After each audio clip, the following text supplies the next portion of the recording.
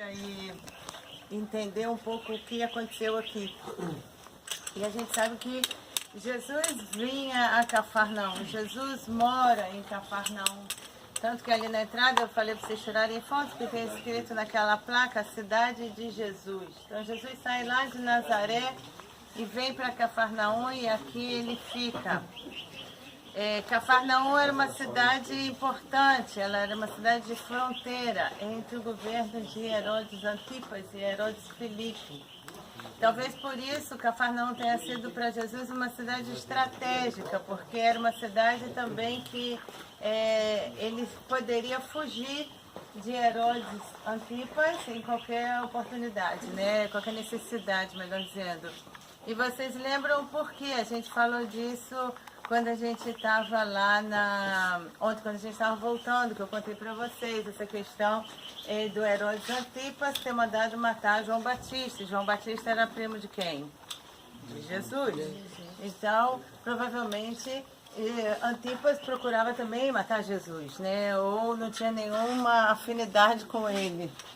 E aqui Jesus ficaria protegido de alguma forma, não que ele precisasse de proteção, né, mas ficaria em um local de fronteira. E a gente sabe que a Bíblia nos conta, os evangelhos nos contam sobre alguns acontecimentos aqui em Cafarnaum. E vocês observem que a maior parte dos milagres de Jesus que ocorreram na Galileia, né, foram aqui em Cafarnaum. Então essa é a cidade dos milagres. E olha o que restou dessa cidade.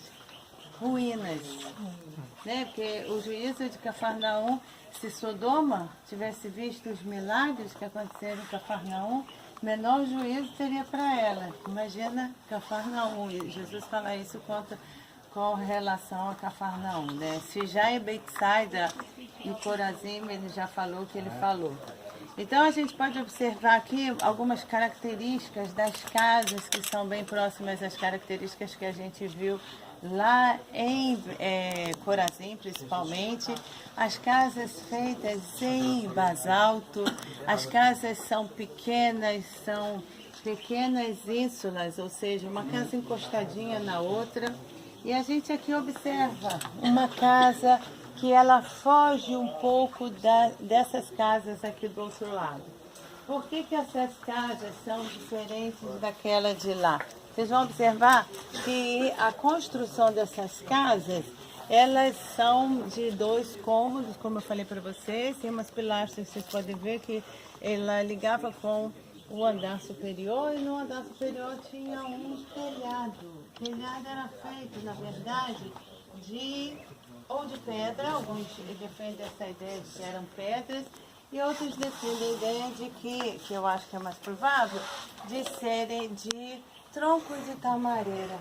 A árvore que a gente mais tem aqui, nesse sentido, que boa para construção, é a tamareira. Então a tamareira, eles aproveitavam o tronco da tamareira, cobriam o telhado e pegavam as folhas da tamareira para fazerem a cobertura final. Ainda passavam uma mistura de barro com pedra, e aquilo com uma pedra muito grande era passado, e aquilo se condensava e formava um telhado.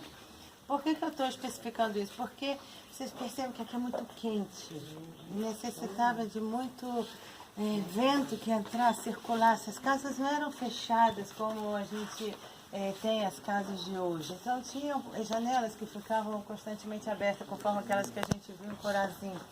E quando a gente vê a história do paralítico, a gente sabe que o paralítico foi descido pelo telhado, não é verdade? Então, se fosse um telhado de pedra, eu acho que seria muito mais difícil remover a pedra sem tocar, sem prejudicar quem estivesse dentro da casa. E vocês lembram que tinha uma multidão dentro da casa.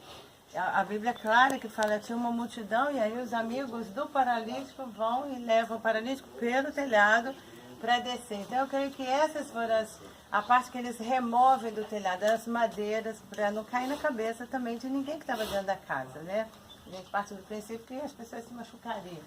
Aí o milagre, ao invés de ser do paralítico só, ia ser um milagre coletivo, todo mundo da casa. Enfim, A gente vê também que Jesus cura a sogra, Jesus cura a sogra de Pedro. Então a gente sabe que morava Pedro, morava a sogra de Pedro. E a gente sabe que Jesus mora em Cafarnaum. Não tem uma casa específica que diz que Jesus morou. Provavelmente foi na casa de Pedro. Então foi na casa da sogra.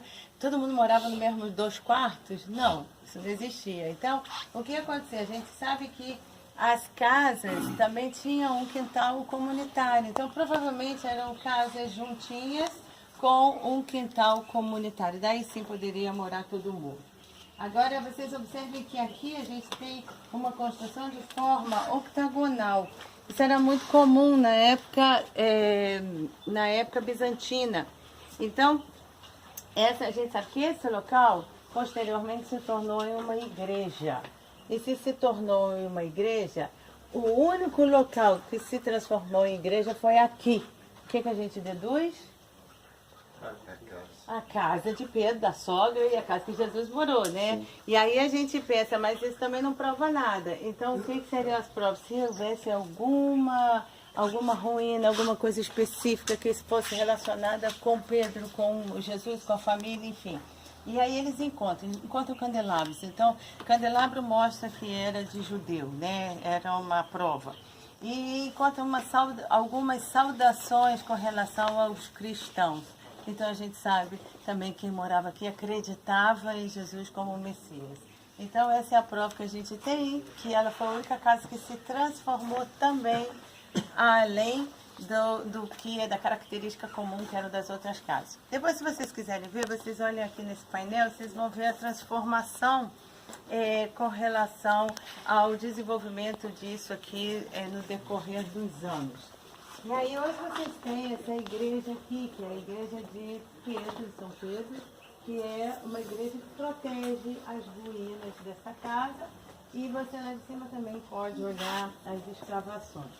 Aí a gente tem na parte norte, que normalmente era assim, a parte norte tinham as sinagogas. Aí a gente tem aquela sinagoga de lá que vocês podem observar. A sinagoga tem as mesmas características da sinagoga que a gente viu ontem, lá em Corazim. A única diferença qual é, se vocês olharem para essa? Tapina. O que vocês veem de diferença? Só trocar a parede, pode colocar. Além de maior, a pedra. Quem falou a pedra? Então, a pedra é o elemento X da questão, porque essa pedra não existe aqui. Essa pedra foi trazida para cá. Então, os arqueólogos acreditam que essa pedra tenha sido trazida para cá da cidade antiga de Tiberias, que ficava no sul do Mar da Galileia. Não era aqui nessa região. Então, que seria uma sinagoga que foi construída no século, provavelmente, século IV, ou até depois. Agora, ela tem essa característica assim, a gente não sabe se era assim realmente a sinagoga, mas foi um trabalho de spoiler, que eles pegam as pedras que eles acham e refazem da forma que eles imaginam. Então esse trabalho aqui foi praticamente todo refeito, diferente daquela que a gente viu em Corazim. Mas as características são as mesmas. Alguns dizem até que tinha um andar superior, poucos acreditam nisso, porque não existia separação de homens e mulheres antigamente. Isso é uma coisa nova. Os homens e as mulheres faziam oração, iam para a sinagoga e sentavam em famílias. Em famílias. Não era homem de um lado, mulher do outro lado atrás. Hoje é assim. Você vai na sinagoga, tem uma divisória de madeira com uns buraquinhos. Aí os homens ficam fazendo suas orações lá na frente e as mulheres ficam atrás daquela parede fazendo suas orações. Isso é absurdo. Que nas sinagogas não, sentavam as famílias, porque todo mundo ia, né, para ouvir a palavra. Então, essa foi a ideia do franciscano que fez as escavações aqui, do que seria a sinagoga. Aí eu pergunto para vocês, o que é uma sinagoga dessa pedra diferente estaria fazendo aqui? Ela foge um pouco do contexto, não é verdade? Não era comum se construir sinagoga assim, nessa pedra, e além do mais, é uma sinagoga posterior. Então, muitos historiadores de Israel acreditam que essa sinagoga foi construída pelos próprios judeus para causar os ciúmes a esses que eram os judeus messiânicos que seguiam a Jesus. Então, eles queriam talvez se mostrarem maiores. Outra teoria seria, que já é época bizantina os judeus não têm crédito, era que os cristãos teriam feito, ou seja, Roma, porque é bem característica das construções romanas, essa pedra. Então que Roma, os bizantinos teriam feito essa sinagoga. Mas era difícil você acreditar que bizantino ia fazer sinagoga, eles iam fazer igreja, porque a igreja que era o que eles faziam, né? Então, a gente não tem certeza sobre a procedência dessa sinagoga, mas ela está construída em cima da sinagoga onde Jesus pregou, onde Jesus curou, onde Jesus passou. Uma referência, importante falar isso. Ontem a gente estava conversando com alguns amigos lá à noite, você estava lá também, né? O texto é muito claro, quando o texto fala que Jesus sai da sinagoga e entra na casa da sogra de Pedro. Como você falou, não tem como afirmar, mas a Bíblia dá um sinal de que realmente aconteceu nesse contexto. Vamos supor que, sendo ali, é claro que nós temos que considerar na parte de baixo. Na parte de baixo, ele sai da sinagoga e entra na casa da sogra de Pedro. Então, a gente tem que observar a Bíblia também, o que ela fala nas entrelinhas. É muito importante isso. Só isso, mano. Nós vamos lá. Que a gente vai lá, eu queria só que vocês vissem essa evolução da sinagoga, da igreja, da casa, né? E a gente vai à sinagoga, eu vou mostrar para vocês aonde que tem as ruínas da sinagoga, aonde Jesus...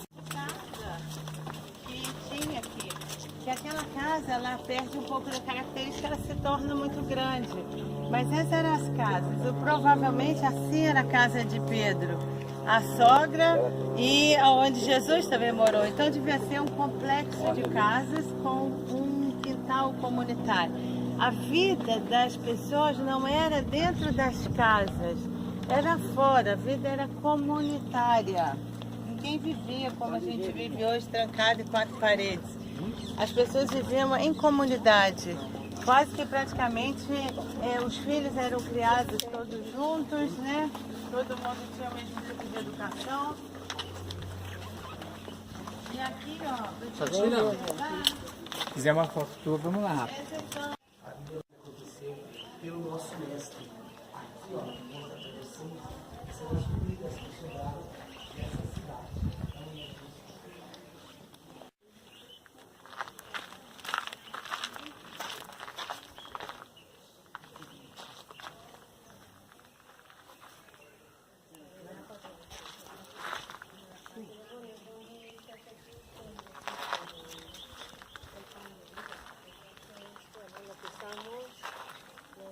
Voltou o costume da leitura pública da Torá.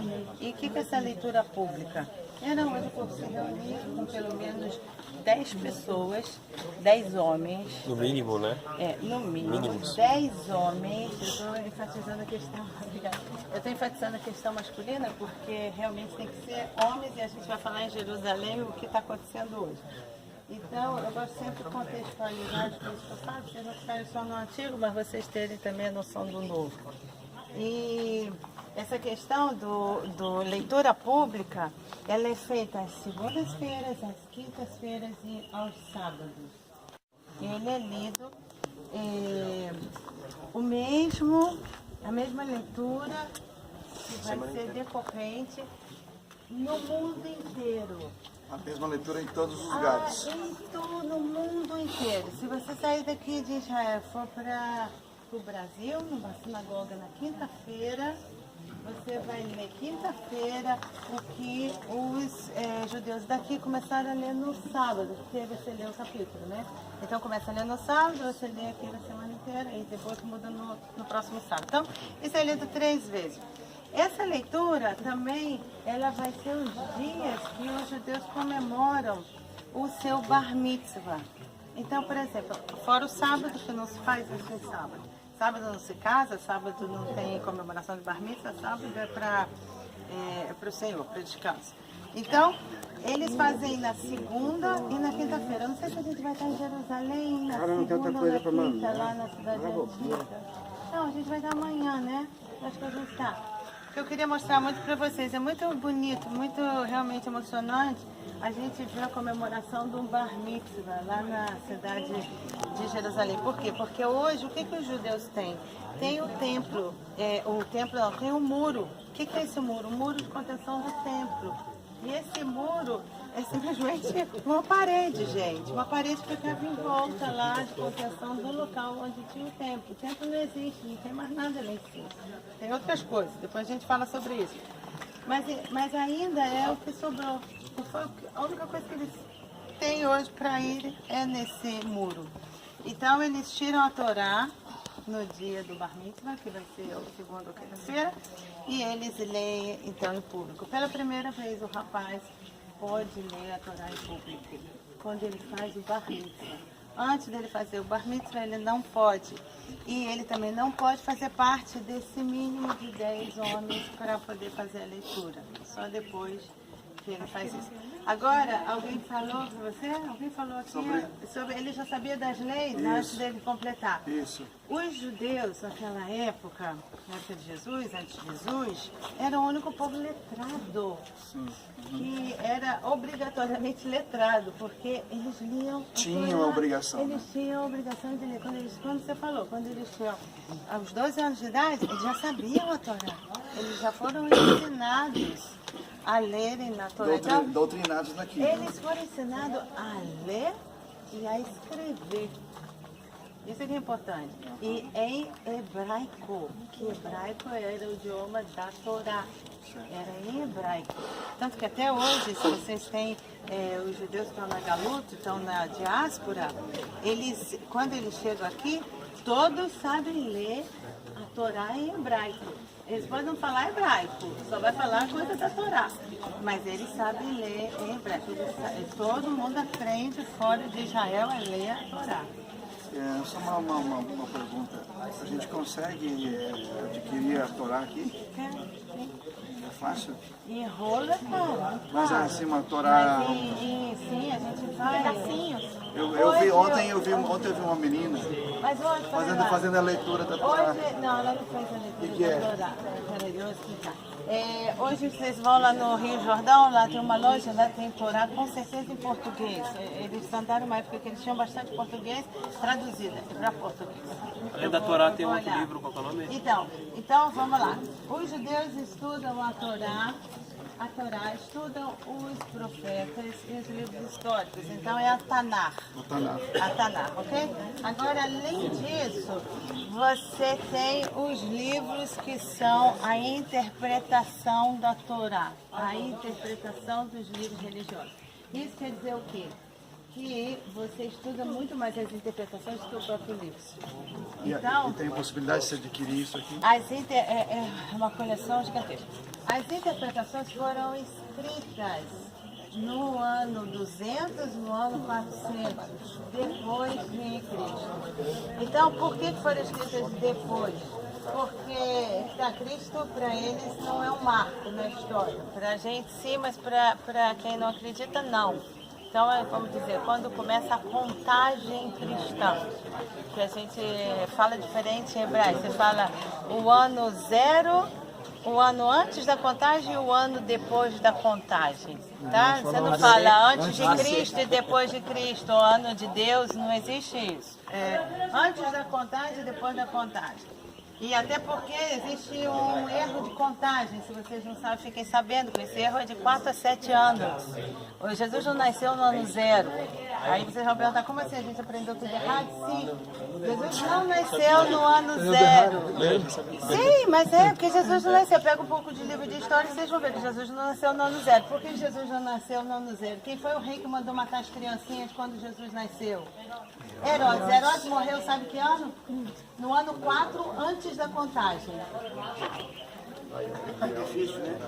Herodes foi rei em Israel de 37 ao ano 4 antes da contagem, porque no ano 4 ele morreu. Só uma dúvida, Então, ele não poderia ter sido o mesmo rei.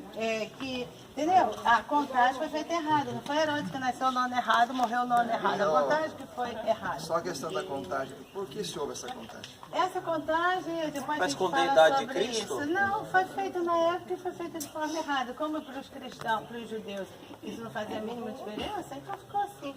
Agora, não importa, importa que vocês sabem que Herodes morreu no ano 4 antes da contagem, que Jesus não nasceu no ano 0 da contagem. Assim como Jesus não nasceu no dia 24 de dezembro. Não? Enfim. Jesus nasceu no dia 25, 24 é que começa a comemoração, né?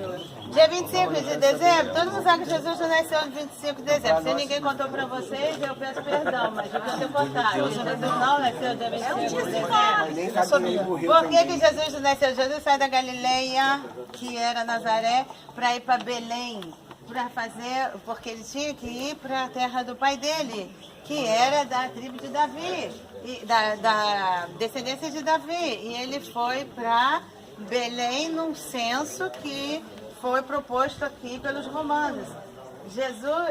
Os romanos não faziam censo no inverno. Dezembro aqui em Israel é o auge do inverno.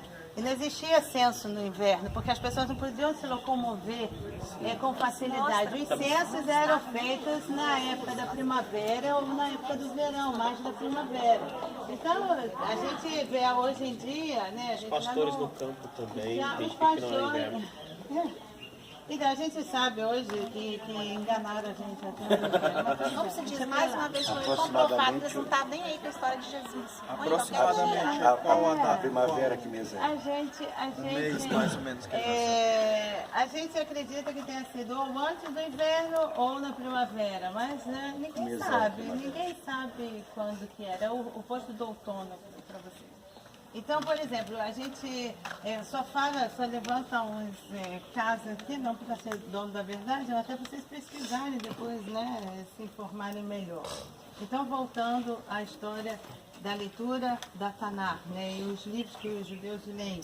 Então, os judeus hoje, eles se leem muito mais livros de salmos, livros de orações, ok? E quem estuda, quem vai para seminário, eles fazem os estudos das interpretações, que são as interpretações das leis da Tanakh, da Torá. Por que eles leem essa interpretação? Porque não existe mais o templo e tem muita coisa que está relacionada, um terço pelo menos das leis estão relacionadas com trabalhos que eram feitos no templo em Jerusalém. Então, como você ser um judeu sem ter o templo em Jerusalém? Qual seria a sua função? O que seria essa prática do judaísmo sem o templo? Aí entra a história da sinagoga, porque a sinagoga ela toma o local do templo. Na verdade, nem a sinagoga, perdão, menti, não é a sinagoga, é a casa. A sua casa se torna o substituto do templo. Então, por exemplo, o que você faz na sua casa antes do Shabat, no Shabat, isso vai ser o que você faria no templo. Os pães que eram oferecidos no templo, hoje em dia você come a halá no Shabat. O vinho, a luz do candelabro que ficava acesa, hoje você acende a luz antes da entrada do Shabat. Então, essas foram as substituições para que o judaísmo se mantivesse vivo, né? Aí, quando você começa a ver o que manteve o judaísmo vivo, você fizer essa relação com Jesus, vocês vão perceber que a luz, o símbolo da luz, qual é a luz? É o Espírito Santo, né? É Jesus. E você vê o vinho, a bênção com o vinho com o pão. Qual é a bênção com o vinho com o pão? É o sangue do corpo de Cristo. Então, na verdade, o judeu hoje, ele pratica isso sem saber o seu real sentido. Né? Quando tinha essa, como é que a gente diz? Esse véu, não véu, essa coisa que tapa os olhos, a venda, isso, obrigada, a venda dos olhos vai cair e eles vão ver que o que eles faziam, essa luz que eles pediam era a luz do Espírito Santo. Esse vinho, eles já estavam fazendo a bênção com o sangue e com o corpo de Cristo. Então era isso que eu queria falar para vocês e a gente vai ter a oportunidade de ver lá em Jerusalém um pouco dessa comemoração do Bar Mitzvah. Forte. Amém. Eu ouvi, agora você não vai dizer que Não, sem brincadeira agora. De verdade, foi o que a gente fica brincando, mas a gente brinca muito, eu e ela, mas assim, um com o outro, mas eu vou falar, todas as vezes, foram muitas vezes, até curso que eu vim aqui, fiz um grupo separado de pastores lá do Brasil, e eu vou falar uma coisa para vocês, eu nunca ouvi isso aqui é muito forte, gente. Amém. Acho que a gente estava conversando sobre a salvação do povo judeu, e eu falei assim, não é possível, Madel, não é possível esse povo ser o povo escolhido e esse povo não ver a salvação. E aí você falou isso para mim agora junto com aquilo que a gente estava conversando. Para nós é a segunda vinda, mas para eles vai ser a primeira. Eu acredito que vai ter um choque, Vai. que eles vão reconhecer como a primeira deles, mas para nós é a nossa segunda. A volta para nós será a primeira deles. Então isso aqui é muito profundo o que ela falou. E eu quero que você guarde isso no coração, porque às vezes a gente tem um costume, e isso é um costume muito errado, de a gente achar que só cristão vai ser salvo. Muitas das vezes, Deus permite certas coisas e Ele já está elaborando um plano de salvação para esse povo também. É verdade.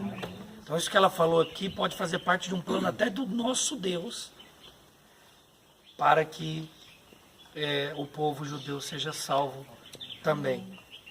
Foi muito bom. Vamos lá para a ministração lá rapidinho. Prometo ser